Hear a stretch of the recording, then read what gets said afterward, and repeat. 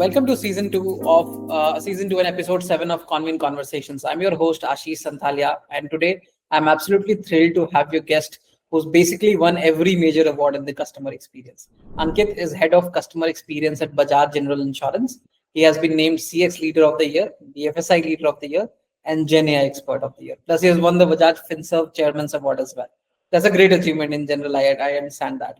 So here's what make Ankit's story really inspiring is he started as a customer service associate at GE Capital 20 years ago, and then taking calls for customers. Today, he's leading the customer experience transformation of the entire organization. He's worked across payments, credit card, and now insurance. And he has been at the forefront of using GenAI to transfer how businesses interact with customers. Ankit, welcome to the show. This is exciting. Thank you, Ashish, and thanks for that elaborative introduction. No, I'm actually absolutely. I flattered. think I really love the kind of arc, the career arc that you have had, right? I think I have not met a lot of people who have had this kind of career arc. Would love to understand your journey. How did you go from answering customer calls at GE Capital to becoming really the CX leader at Bajaj? How does this happen? Well, that's an interesting question, Ashish. Just taking me back in time. As you said, 20 years back when I joined G Capital as a customer service associate, I used to take calls, inbound calls, for roughly around 1.5 years. Yeah. Right. I've done graveyard shifts, which is right 12 o'clock in the night till morning 8, 9 o'clock. Yeah. Right. So I've basically slogged during those days a lot. Right. But I would say, over these 20 years, that was the best time. Right. Because every day speaking, to a lot of customers, understanding their issues, trying to solve them, right? Going after people here and there to ensure that if I made a commitment on the call that, yes, sir, I'll look into it personally, because there used to be, repeat calls as well. Somebody was, complained earlier and all the stuff. Right? Yeah. So it's actually very, very, enriching and learning, right? Makes and I would say that was the best time in my entire career, right? Because that's what has made me, today what I am, right? And I basically worked in that organization for good 13.5 years. Right, I've done various roles. My last role in that organization was I was the national head of one of the verticals there. Okay. Right? And from there, I moved into a company called Buildesk. Right? I was heading their operations. I did that for 2.5 odd years, and then almost 7 years now with Bajaj General. Nice, very interesting. So, I mean, this is something that I would want to ask you, Ankit, is that because you are leading customer experience for the company, when was this last time you called some other company for a customer support thing and you thought, this is broken and I need to fix this? Actually, today only.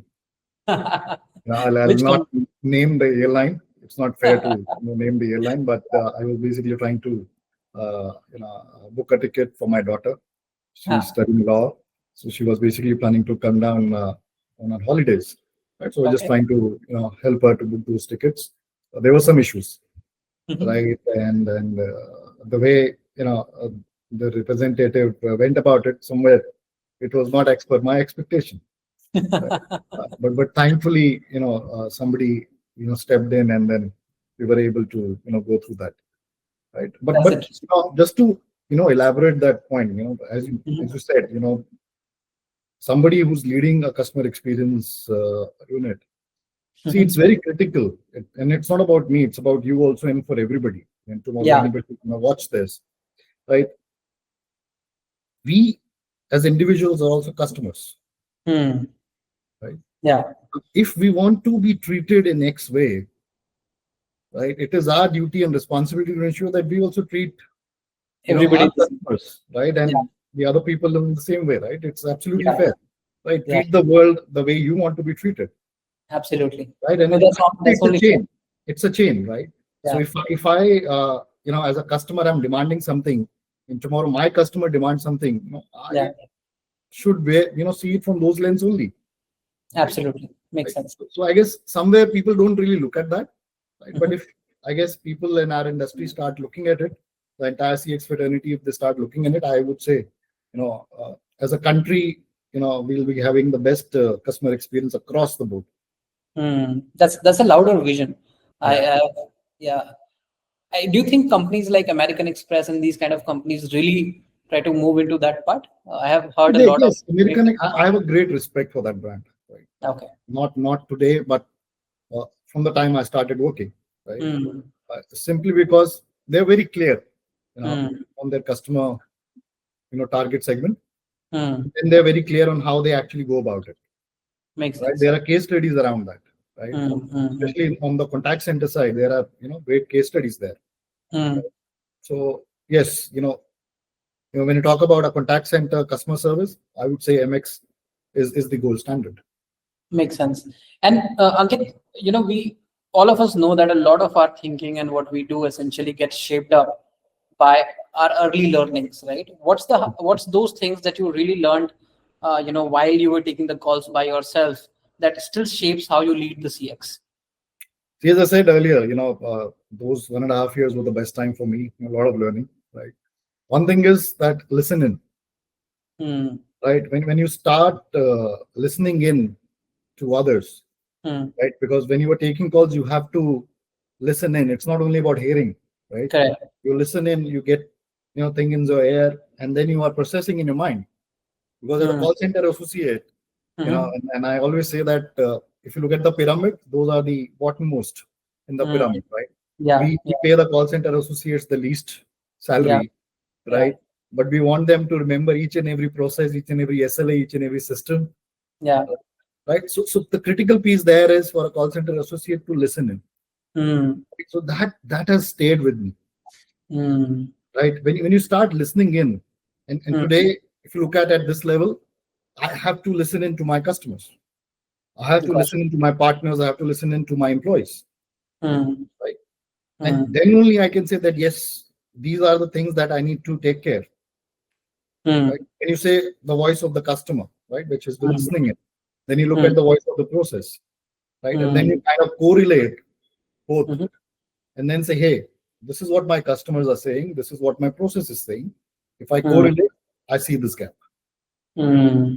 That can only happen when you start listening into things and you start analyzing things. And that sounds like one of the most important basic skill that you should have Absolutely, in case if you really want to get into the customer experience domain, right? absolutely, absolutely. And there's also this is not just the skill set. I would say this is more about the mentality that you're listening in, you are It's the understanding what DNA. they're saying. It's a DNA, right? Hmm. Frankly, nobody can teach you this, Yeah, true, true. right? You have to imbibe that in you, and then actually practice that day in day out. Absolutely.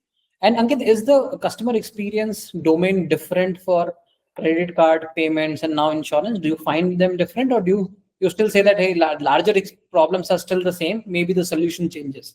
I would say if you really go deep, you'll find it's actually same, Hmm.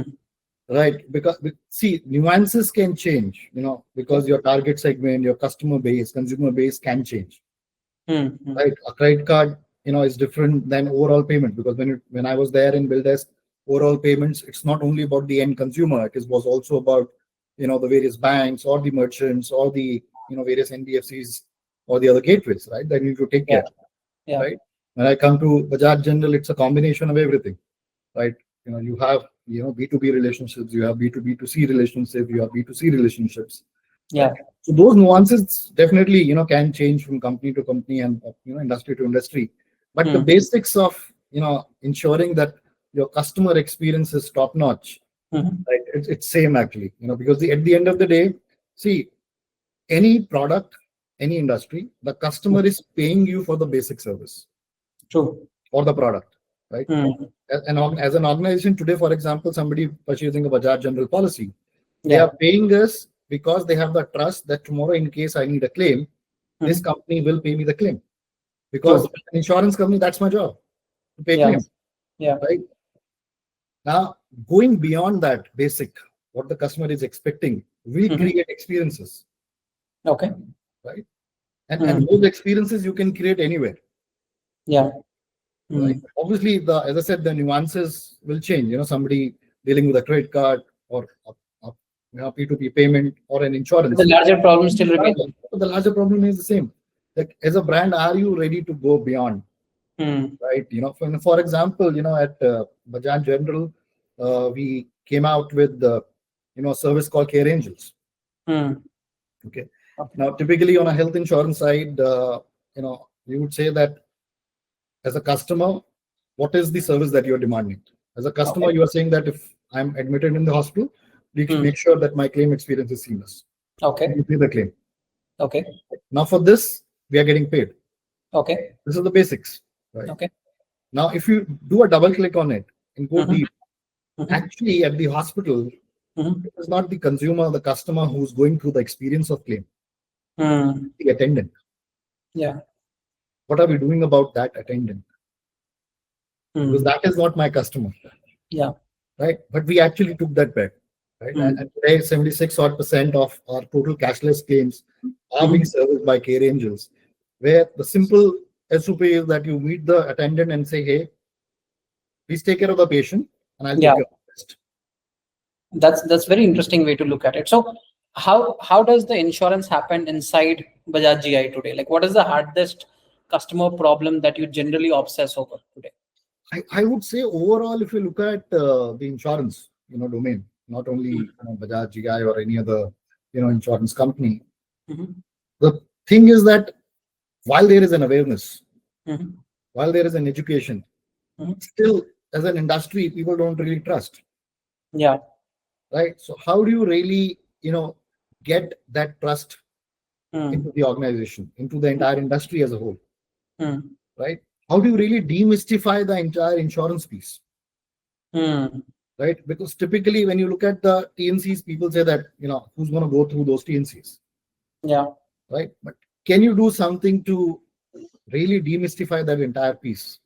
Okay. Which the end consumer is able to understand and comprehend that, yes, this is what is making sense. Okay. Now, for example, the regulator came up with this guideline that each and every insurance company need to send a CIS, which is a customer information sheet. Okay. Now, while there is a policy document, which is a contract, right, on top of it, there is a CIS. Right? A CIS basically talks about the critical elements of that policy. Okay. They really need to know stuff very quickly on one page. Right? Which tells the consumer that this is, for example, in health insurance, this is my, insurance period. This is what is covered. This is what is not covered. This is the sum insured and all of that stuff. And obviously, it varies from product to product, but that's one way. To add to that, what we did, and we've been trying to solve for it, is we came up with a GenAI solution called Insurance Samjho. That's a portal that we have created where not only Bajaj General customers, but any other insurance company customers also can come in. They can upload their policy document. That policy document now becomes the database, that particular interaction. Then in a simple language, the consumer can interact because there is a bot, which is powered by GenAI technology, which comprehends the various terms and conditions of whatever questions the consumer is asking on that particular policy in a very simple language. And they can do it for any policy. They can do it for any policy. No matter if it is Bajaj's policy or somebody else. No matter. So are you saying that winning trust for the customer is one of the most hardest problem that you generally obsess over? I won't say the hardest, but this is one of the things, right? Because typically that's how, whenever you look at, any grievance or any acts, it's around that. Yeah. Right. Yeah. So you need to take care of it. Yeah, and also, Ankit, most of the insurance interactions often happen in stressful moments, right? Somebody is passing through some issue and all of that. How do you bring empathy into this high volume, compliance heavy environment? See, as I said, one of the examples, Care Angels. It's a clear-cut example of delivering empathy at scale. Because that particular Care Angel is meeting and ensuring that everything goes smoothly, right? For example, we talk about our motor product, right? We have a motor on the spot settlement, right? Where instead of going here and there, if there is not a major damage, right? Because if there's a major damage, obviously the car first needs to be towed and all those things. But let's say it's a small damage, right? For example, let's say for a 4-wheeler up to 30,000 rupees, right? You can simply click photographs, put it on the app, submit it, and our entire technology, which is based on AI and photogrammetry, it basically gives an offer. Like for this damage, we are able to pay this much amount, and then using the payment systems of India, which is the most advanced one, right, you can instantly transfer the funds. Makes sense. Right. Interesting. So that's the empathy. At the end of the day, for a motor. Now, obviously, from product to product, it may differ. Yeah. Understood. And then, if I think about this, uh, lot of important part of insurance journey for a customer is essentially how somebody from the company side interacted personally with them, right? As I said, right, most of these are stressful moments. Yeah. If the person who's maybe representing your company is not speaking in the right way with the customer, all of this effort goes for a toss. How are you ensuring that, Ankit, to the last mile? You said that everybody's like the agents are at the bottom of the pyramid. I understand how hard it is to navigate and tell them that, look, you have to carry this kind of empathy. And their job is also not very easy. Their job is high volume job, right? They have to speak to too many people in general. How are you ensuring today that your people carry that same empathy with the Very, customers? very relevant, right? And if you look at our tagline, caringly yours, Mm, actually it starts from that, brand promise, right? mm, Where we are saying for us, care is the element. And okay. at the end of the day, you can't really teach somebody how to care. Mm, That's the DNA.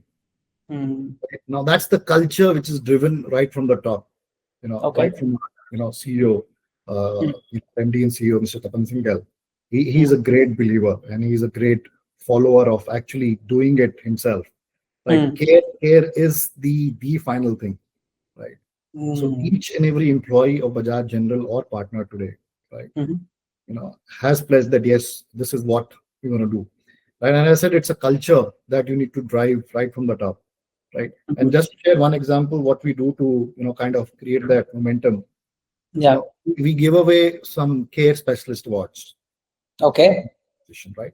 Now, typically, who do you really give the care specialist? Right? It's basically, somebody will look at certain KPIs, the manager will, look at it and, Yeah. and prove it and all. That's how you kind of give awards. But we Yeah. don't do that. Okay. We actually ask the call center guys, That's very interesting. the people who are, handling the customer grievances, Mm, that you tell us mm, that while you got the customer grievance and you were resolving it and you were dealing with various people in the organization, who actually really reached the caring layers, mm. right? And then we take those nominations from them Yeah. and then we take that work. Nice. That's very interesting. So you create that culture through like giving care is a culture that you're trying to create till the bottom of the pyramid, right? Absolutely. Is there a CX metric that you personally track, Ankit? I'm sure there Oh, are too many things, but something that you personally track, which maybe others are overlooking, let's say. I won't say old looking, it's a very age old metric, but I guess for me, it is the most critical metric, which is the Okay. customer satisfaction, Okay. right? At each and every touch point, it's Hmm. not only about the call center, right? Hmm. But everywhere across the customer journey, Hmm. right? When the customer is taking time Hmm. to give you a score, Hmm. right, and a feedback, Hmm. for me, that's the most critical piece. Right? Hmm. You can look at n number of matrices, right, and say this is good, this is bad, this is the benchmark, this is not the benchmark, Yeah. right?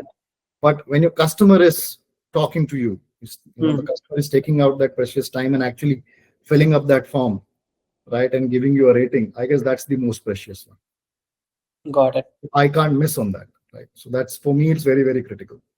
Understood. Understood. And clearly, you are GenAI expert of the year, right? So clearly leading the charge. Uh, chatbots are already there. Chatbots have been existing for 5 years, let's say, Yeah, right? yeah, Voice is also exploding. Do you see AI handling insurance claim calls or support conversations in general? What's your say on that? absolutely. We already use it. You're already using it. We're already using it. If you call our call center, there are voice bots. Hmm. Now, at the same time, I'm not a believer of end-to-end automation, Hmm. right? You need to have the human element, Okay. right? Because wherever you have these bots or technology, the technology will fail. Hmm. You need to realize and agree with that fact. There Hmm. is nobody in this world who can sign up and say that, hey, I'm going to give you 100% uptime and 100% accuracy. Correct. If somebody Absolutely. is saying it and you are believing that now in this interaction, somebody is making a fool out of himself, Yeah. right? Right. Yeah. So there the human needs to come in and handle. Hmm. Hmm. But I would say all the repetitive stuff Hmm. where you can actually deliver what the end consumer is looking for, Hmm. should go ahead and do it, and the customer would be okay to use it. The Hmm. friction is where you're not looking at the customer, but you're looking at a business metric, Okay. right? And trying to solve for a business metric, but not at a customer level. Hmm. Then there will be a friction, Hmm. right? For example, if you're just trying to solve an issue that I want to cut down my call center cost, Hmm. if that is the mindset, Hmm. you may not solve for what the customer is looking for. Hmm. And in that bargain, you're going to lose on both the sides. Yeah. But if you start with the customer in Hmm. mind, right, and then solve for what customer is looking for, Hmm. at the end of the day, you'll realize that you're actually solving both, Yeah. True. right, True. without compromising on anything. Hmm. Makes sense. And how do you measure success of these AI initiatives generally? Is it like say ROI? Is it like NPS or experience? Experience is definitely one of the The things that. experience is of course there, and NPS is of course there. You know how the customers are looking at it, right, and giving you feedback. But the other critical metric when it comes to these bots is, if I have enabled a bot for 100% of an X Hmm. transaction type, so let's say a Hmm. claim status. Hmm. So if I'm getting 100 calls on claim status, and if I've configured my bot to handle these 100 calls, Hmm. first is how many of these calls bot was able to handle end to end. Fair point. Right? That's a very straightforward and a simple metric, right? We should not complicate it. If I've Yeah, we configured it generally for, call it human transfer rate. So if your human transfer rate is very low, it means that the bot is very successful. but look at end to end, Hmm. right? Look Yeah. at end to end, that, and that end to end is, if the customer called for X, Hmm. bot was able to deliver that X, Okay. right? It is not about that bot, was delivering something else, and Hmm. then bot is saying, hey, I've done my job. Hmm. Right? And maybe not transfer to the human. No. Hmm. The metric that you spoke about, where you look at the transfer rate, there Hmm. you want to miss out on this piece, because you're only looking at how much got transferred, Hmm. right? So you need to go a little deep into that metric, and actually say that if I've configured for this X purpose, the Hmm. bot is actually able to solve for Y percentage of the interactions for this Hmm. X. Hmm. Understood. Understood. And if you this is something which could be more about the future outlook to this. I know that you know ins and outs of how Bajaj operates, but if you have to build, or you aspire to build one of those AI bots for one of the processes, what process is this, which you think is extremely complicated? If AI can handle it, it would be great. I won't say process, but as I said, frankly speaking, I really don't worry about the process here, Hmm. right? Hmm. The thing is, you need to look at what your customer is asking for, Okay. right? If your customer is asking for that, I need a claim status, for example, Hmm. right? And if you can build around that, give it. If your Hmm. customer is saying that I want to do a renewal, and if you're able to build the end-to-end journey on that bot, do it. Hmm. Even if it's a heavy lifting, do it.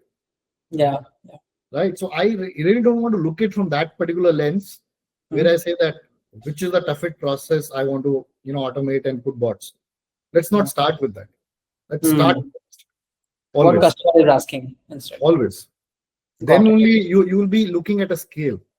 Yeah. Because typically we have read some news, and I'm sure you must have also read that many organizations who are looking at AI or Gen AI, they're not getting the ROI. Correct. Correct. Right? Correct. I take the simple reason is that they actually not built it for the customer. Hmm. Perhaps they built it for the in-house metrics, Hmm. right? Makes sense. And hence it's not working. Because if Hmm. you build something for the customer, it will Mhm. scale up, right? Hmm. Yeah. Yeah. I don't see any reason on this earth why it would not scale up. Absolutely. Yeah, I think you're right. Absolutely. But you also see the transition happening, Ankit, right? I'm sure in your daily life and you are actually at the forefront to anticipate how's the future going to look like maybe Yeah. 5 years down the line. Do you see uh, AI conversations taking over human conversations in terms of volume, or do you see some equilibrium maybe at 50-50 or whatever? Maybe let's say 5 years down the line. See, if I look at a 50-50 today at Bajaj General, one out of every two customers of ours is being serviced by AI end to end. It's already 50-50 is what It's you're saying. already there, Oh, okay. right? And it's actually on the higher side, right? It's increasing, right? Will it increase more? I guess yes, because Hmm. the technology is still, in the developing stage, and I don't think it has reached to its peak, Yeah. right? So as it's going to reach its peak, I'm sure this number will go up. Okay. And where do you see it getting to in the future? Like 80/20? Is that what you expect in 2, 3 years? For me, yes, 80/80 is a good benchmark to look at Okay. it, to strive for at this point in time. But I may change my view, few months down the line, depending upon how this entire technology shapes up. Yeah. Yeah. No, makes sense. And I ask this with to every insurance leader I speak to. Most of the insurance companies and insurance industry in general is a risk averse industry by nature. How do you make your team take that risk or experimenting with AI and new tools? Because there's good chance of failure, very little scope to fail in insurance as an industry because the impact is very large for everything that you fail at. How do you See, take care of again, this? it's again a culture, and Okay. it's again that what do you really want to do? If you want to Hmm. solve for something for the customer, you Hmm. will take that risk, Hmm. right? Obviously, it has to be a calculative risk because, for example, a company at our size, Hmm. 161 million customers, right? Hmm. You can't play with Hmm. such a large volume, Hmm. right, and a base, right? So you need to have those calculative risks, right? But at the Hmm. same time, you need to give that playground to your employees, Hmm. to test out and say that, hey, and you should be open to the failures because not each and every idea will succeed, Hmm. right? So you may start small, but you must have a vision to scale up. Hmm. If you don't have that vision, that today, okay, I'm starting small, Hmm. right, but I may remain small, right, then it's a hobby, then you True. better don't do it, True. Makes right? sense. But if you have that vision, you should go for it. Hmm. And when you talk about that start with scale and then go ahead, from a start with small and then go ahead for the scale. If you have to bet on one customer behavior that you think will redefine a lot of customer experience needs in 2030, one of the most important behavior that you are now starting to see from the customer side that everyone should be aware about. See, when you're talking about a 2030, obviously I don't have a crystal ball to predict the future, Hmm. right? But at the same time,